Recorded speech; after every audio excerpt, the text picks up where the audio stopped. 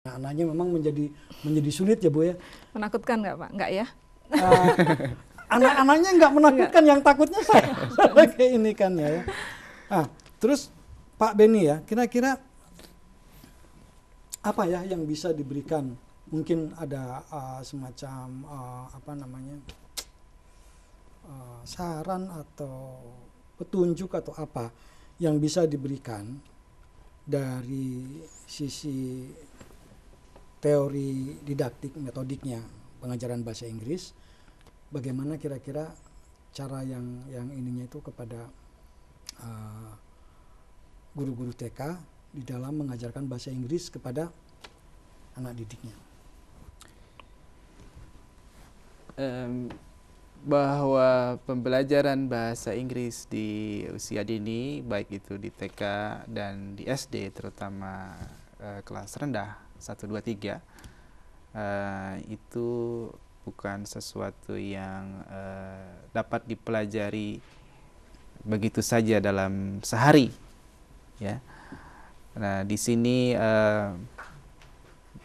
guru-guru, baik itu guru TK maupun guru SD, sebaiknya dipersiapkan betul dari sisi kurikulum di LPTK-nya, ya, penyedia tenaga kependidikan, sehingga guru-guru ini punya kemampuan, kompetensi yang lebih memadai daripada yang terjadi sekarang, untuk bisa mengajarkan bahasa Inggris dengan lebih baik.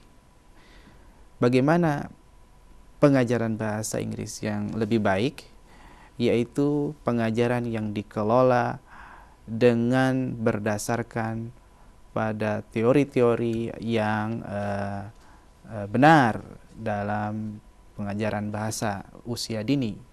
Pengajaran bahasa usia dini ini sangat berbeda dengan pengajaran bahasa untuk orang dewasa, Bu ya. Jauh berbeda. Jauh berbeda. Dan ini kita tidak bisa menyamaratakan bahwa semua guru yang telah mendapatkan mata kuliah bahasa Inggris, baik itu di PGTK maupun di PGSD, tahu bahwa pengajaran bahasa Inggris untuk usia dini berbeda.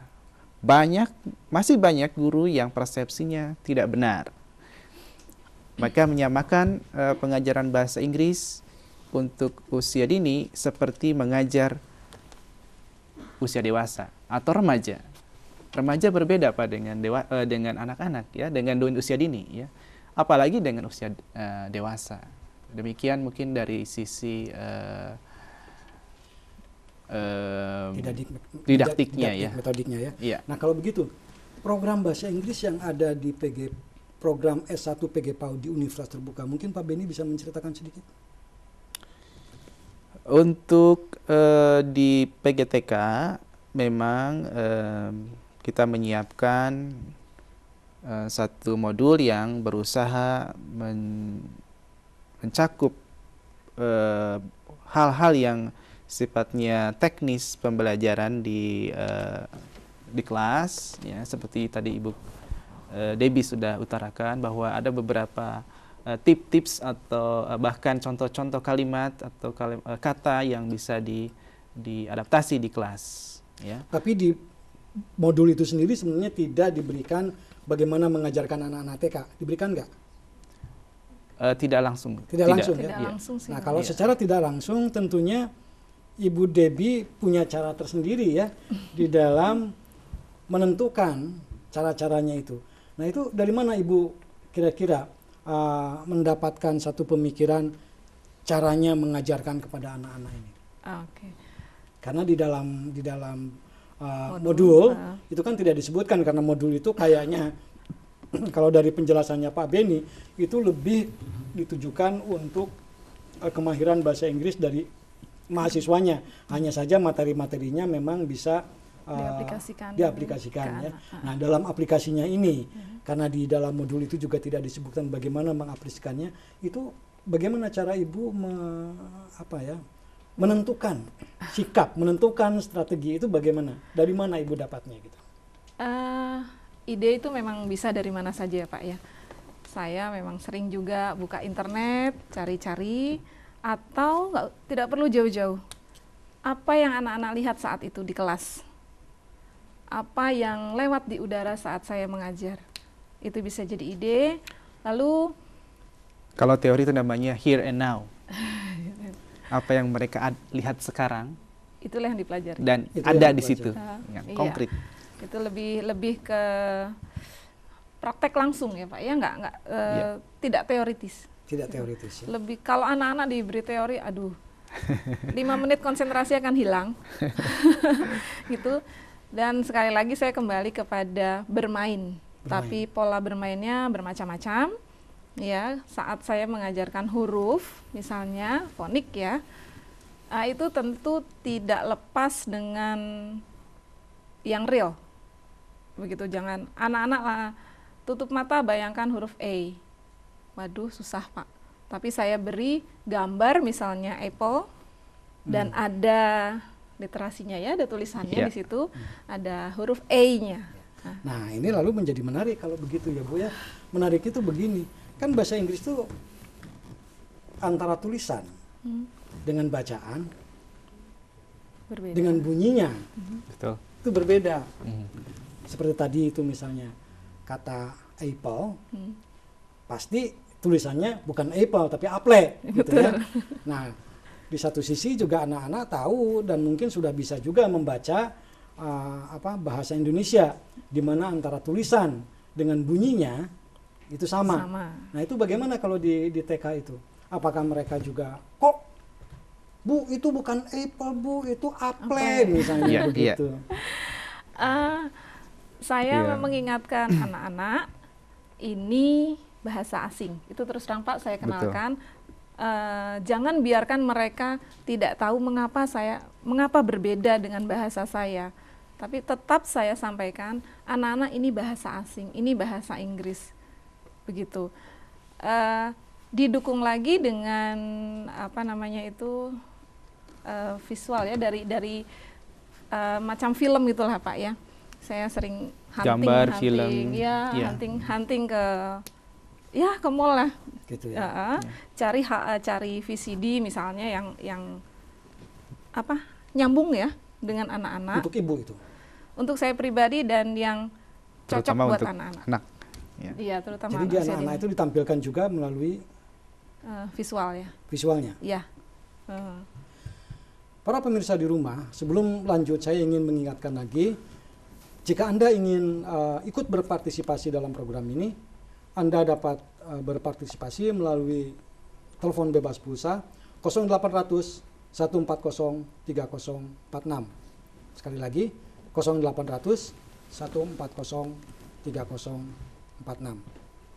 Ibu Debbie, kembali ke Ibu Debbie karena ini saya sebenarnya menarik sekali ya mengenai prakteknya itu. Kan di TK juga ada gambar-gambar ya, ada banyak gambar-gambar di TK. Itu pun dijadikan alat untuk pelajaran. Bagaimana dengan menyanyi? Menyanyi, hal yang paling disukai anak-anak Pak. Yang paling disukai anak-anak ya. Menyanyi, tapi saya membatasi karena anak usia dini ya, selalu dengan pengulangan dan itu akan membuat mereka cepat ingat. Cukup untuk awal itu saya menggunakan 2 baris, lalu diulang lagi 2 baris lagi gitu, jadi 2 kalimat gitu Pak Beni. 2 kalimat dengan irama yang berbeda tapi dengan sentence yang sama begitu, dan diusahakan seperti syair, jadi ujung-ujungnya itu sama seperti pantun begitu. Iya. Jadi mungkin anak-anak lalu menjadi lebih menarik untuk melakukannya gitu ya, lebih menarik untuk melakukannya. Dan cenderung penasaran Pak anak-anak tuh kalau dengan lagu, dengan syair itu cenderung kok pendek Bu. Nah itu. Padahal itu bahasa Inggris itu diajarkan tiap hari kepada anak-anak. Secara macam jadwal pelajaran itu seminggu sekali, tetapi minggu satu kali. 1 minggu 1 kali. Berapa jam?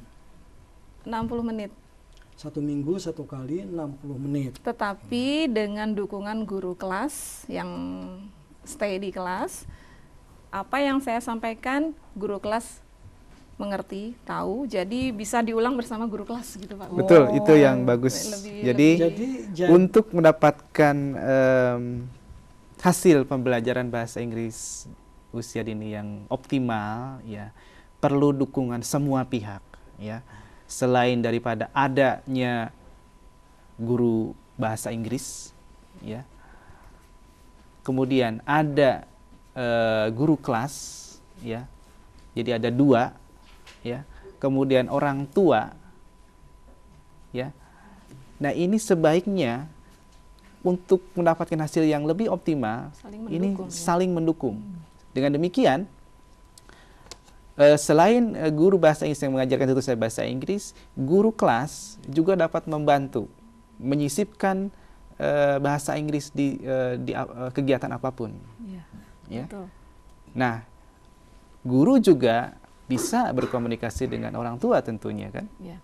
Selama ini saya gunakan semacam apa ya, kalau bisa dibilang agenda ya Pak ya. Setiap minggu untuk hal yang akan saya sampaikan tuh saya sampaikan ke orang tua. Oke, kita stop dulu ya. Para penonton di rumah, kita break dulu dan kita akan sambung kemudian.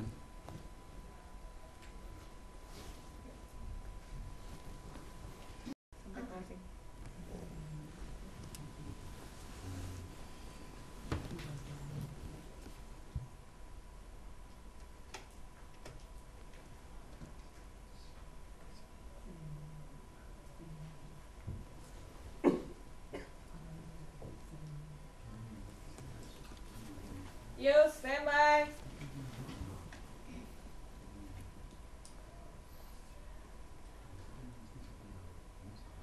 Lima, 4, 3, 2. Para penonton di rumah, Anda masih bersama kami, program Televisi Edukasi Channel 2. Dan saat ini, kami sedang membicarakan masalah pemberian pelajaran bahasa Inggris kepada anak-anak usia dini. Ibu tadi disinggung tentang agenda ya, tentang agenda. Yang pertama agenda dan yang kedua itu tadi ada guru bidang studi katanya. Jadi saya ini aja saya baru tahu juga tentang agenda itu. Agenda itu apa yang dimaksud dengan agenda? Agenda itu informasi bagi orang tua murid apa yang akan saya berikan untuk minggu ke depan. Namanya buku penghubung kalau di SD. Macam buku penghubung. Ya. Tapi karena tidak berupa buku, jadi saya menyebutnya ya apa agenda begitu aja ya. Tidak agenda berupa buku, karena tetapi dalam bentuk catatan. Catatan ya, catatan lengkap dengan gambarnya, dengan kata-katanya, lalu syair apa yang mendukung. Diharapkan dengan adanya agenda tersebut, jadi orang tua bisa memonitor apa yang dipelajari, kemudian apa yang orang tua bisa bantu kan dengan adanya dokumen itu. Karena memang dukungan dari semua pihak itu ya. Iya betul. Lebih banyak diinikan. Jadi apa yang diajarkan oleh guru di sekolah itu juga diketahui orang tua dan ikut aktif waktu berada di dalam rumah. Jadi itu agenda gitu ya. Jadi ini agendanya. Jadi agenda itu diserahkan ke orang tua melalui anak. Melalui anak. Dan hasilnya saya bisa menikmati Pak. Sebelum saya sampaikan, saya coba dulu. Kira-kira mereka pelajari atau tidak gitu ya. Saya ajak, ayo ucapkan syairnya. Ternyata mereka sudah bisa. Oh, berarti responnya bagus sekali dari orang tua. Jadi kalau begitu sebenarnya mungkin nggak ada ya. Karena tadi pada awal pembicaraan kita kan disebutkan ini sebenarnya masih ada kontroversi ya mengenai pengajaran bahasa Inggris atau bahasa asing terhadap anak pada usia dini. Ada yang mengatakan bahwa itu tidak perlu, ada yang mengatakan sebaiknya pada usia dini. Nah, kelihatannya dari hasil ini paling tidak di sekolah ibu tidak ada orang tua yang protes ya. Nggak mau nanti anak saya bahasa Indonesianya kurang kuat atau bahasa. Kalau tidak sampai ke protes itu mungkin tidak Pak ya, tapi dari tingkat keperluan anak-anak Indonesia kan begitu beragam ya, yang di kota mungkin orang tuanya betul-betul mengharapkan anaknya bisa mendapatkan bahasa Inggris. Tapi untuk di daerah pedesaan, untuk apa belajar bahasa Inggris? iya kan? Nah, seperti itu. Iya. Pak Beni, kalau memang apa namanya, bahasa Inggris itu kalau di perkotaan saja yang diperlukan. Jadi berarti memang apakah hanya TK di kota saja yang ada bahasa Inggris? Apakah seluruh TK sudah ada bahasa Inggrisnya? Secara statistik saya tidak tahu, ya. Tetapi ada kecenderungan di kota-kota, ya, di perkotaan, tingkat keinginan orang tua untuk anaknya dapat menguasai bahasa Inggris atau diperkenalkan dengan bahasa Inggris itu begitu besar, ya. Sehingga TK pun akhirnya memajang bahasa Inggris sebagai alat promosi, Daya jual ya. daya jual, ya, untuk TK tersebut, untuk TK-TK tersebut, ya. Kembali ke Ibu, ya. Tadi saya disebutkan kalau nggak salah bahasa Inggris itu diajarkan oleh guru kelasnya ataukah oleh guru bidang studi? Kalau disebut bidang studi, karena di TK tidak ada bidang studi ya. Ya. Saya menyebut diri saya ya Guru mata pelajaran atau apa gitu? Guru bahasa Inggris. guru bahasa Inggris saja, ya. Inti dari penyampaiannya memang saya, tetapi saya juga selalu ada kontak dengan guru kelas, dan materi yang saya sampaikan kepada orang tua juga saya sampaikan kepada guru kelas, dan lebih dalam di guru kelas. Misalnya ada bahasa kelas lah ya Pak ya, yang saya sesuaikan dengan tema hari itu di kelas. Misalnya mereka bicara tentang kesehatan, hari itu temanya, saya berikan syair kepada guru kelas juga tentang kesehatan. Misalnya apple itu tadi, an apple a day keeps the doctor away gitu. Nah, seperti itu. Jadi nyambung ya Pak. Gitu. An apple a day keeps the doctor away. Iya. Gitu ya. Jadi memang itu ada ibu khusus di TK itu mengajarkan bahasa Inggris. Iya. Jadi ibu di TK pun hanya 1 jam dalam 1 minggu. Untuk menyampaikan materi bahasa Inggris iya. Tetapi selebihnya saya siap untuk anak-anak, saya tetap Oh, berada ibu di juga. sekolah. Apakah ibu juga sebagai guru kelas juga? Tidak, kalau Tidak. guru kelas tidak. Oh, tidak. Guru kelas lain lagi ya. Lain Tapi lagi. ibu mengajarkannya itu untuk satu kelas itu mengajarkan bahasa Inggris 1 jam dalam 1 minggu, tetapi datang selalu tiap hari Iya, dan begitu. berada bersama-sama dengan Anak-anak. anak-anak ya. Iya. Oke, kembali ke Pak Beni ya. Kira-kira kalau memang di TK itu sudah diajarkan bahasa Inggris ya, kira-kira apa sebaiknya arahannya pengajaran bahasa Inggris di TK itu? Mungkin lebih tepatnya itu bagaimana sebaiknya guru-guru TK itu mengajarkan bahasa Inggris ya kepada siswanya, mungkin ya Pak Ian ya. Dan termasuk juga tujuannya itu ke arah mana nantinya itu? Ya, memang di sini peran guru yang begitu besar di TK ya, sehingga guru ini haruslah betul-betul diperhatikan kualitasnya ya, kompetensinya itu, baik itu dalam penguasaan bahasanya ya maupun dalam kemampuan mengajarnya ya. Dengan demikian guru harus selalu belajar ya. Di sana guru harus selalu belajar menguasai bahasa Inggris, kemudian belajar dari pengalaman orang lain mengenai bagaimana mengajarkan bahasa Inggris kepada anak. Paling tidak dua hal itu ya. Iya, paling tidak 2 hal itu. Belajar tentang bahasa Inggrisnya itu sendiri. Betul. Ya. Belajar juga, dan ini yang barangkali yang juga sangat penting ya adalah bagaimana cara mengajarkannya kepada anak-anak. Ya. Nah, selama ini ya, kembali ke ibu, itu bagaimana daya tangkap anak-anak terhadap bahasa Inggris? Kalau ditanya soal daya tangkap, tentu variatif ya Pak. Masing-masing anak punya kemampuan yang berbeda, tetapi secara garis besar mereka tertarik. Jadi kalau dikatakan kontroversi, ada yang tidak sependapat. Anak-anak tuh biasanya tertarik dengan sesuatu yang baru. Nah itu dia. Gitu. Apalagi disampaikan dengan menarik. Iya, apalagi disampaikan dengan menarik. Banyak aktivitas. Responnya mereka bagus, Pak. Iya, responnya bagus. Jadi sayang sekali kalau masih ada yang menganggap bahasa asing akan mengganggu bahasa ibu. Kalau bagi saya tidak.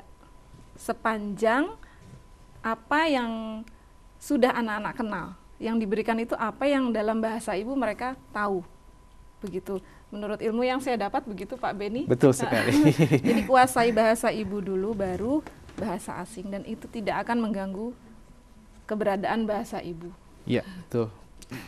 Dan bahasa ibu anak-anak itu apakah bahasa Indonesia atau mungkin juga bisa bahasa daerah juga ya? Iya. Ya. Ada kecenderungan kan sekarang bahasa ibu itu adalah bahasa Indonesia, Pak. Ya, karena terutama untuk mereka-mereka yang lahir pada lingkungan yang lebih ini. Dan terutama yang ada di Jakarta. Iya. Karena kalau yang di daerah barangkali bahasa ibu masih ya. Di daerah-daerah bahasa ibu yang diinikannya. Oke. Nah, dari orang tua itu sendiri, pernah nggak ada yang memberikan tanggapan tentang pemberian bahasa Inggris ini? Banyak sekali. Saya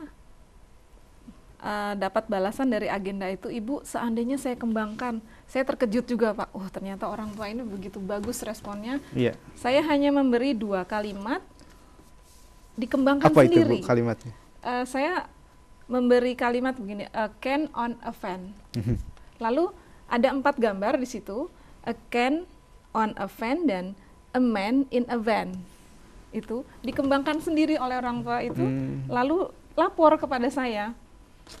Saya balas, saya sangat mendukung usaha Bapak dan Ibu di rumah untuk membantu anak-anak Jangan-jangan itu belajar. orang tuanya yang guru bahasa Inggris juga, jangan-jangan. Nggak tahu juga. Kalau sampai Ya, sampai apalagi mungkin ya. Ke ini ya. Para pemirsa di rumah, ya, sebelum lanjut, saya ingatkan juga Anda bisa ikut berpartisipasi melalui telepon bebas pulsa di 0800 1